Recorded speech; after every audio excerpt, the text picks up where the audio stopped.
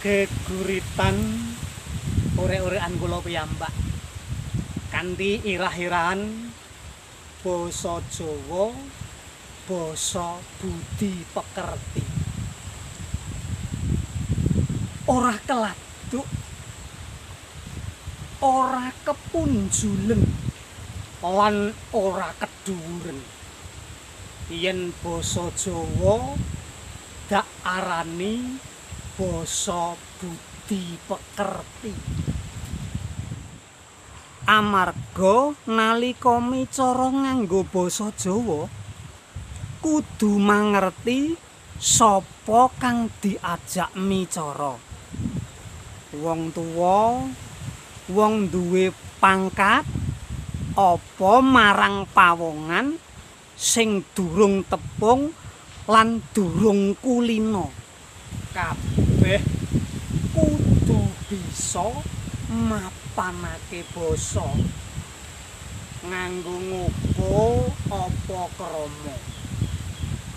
Ora ateges ndewakake kang diajak micara. Nanging mung kepengin ngormati lan ngajeni.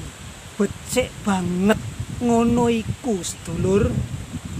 Utamane para kadang muda aja isin lan rumangsa kuna nyinau lan migunakake basa Jawa. Piwulange basa Jawa ngasorake diri tan hanggunggung pribadi. Budi pekerti den udi mamreh kautaman yekti. Marang kang luwih tuwa tansah hanuraga, marang kang apangkat tansah kurmat, marang kanca kebak rasa tresna. Basa Jawa basa budi pekerti. Ayo kanca padha dipersudi. Kadang muda aja lali. Sinau basa Jawa padha karo sinau budi pekerti. Pitakonku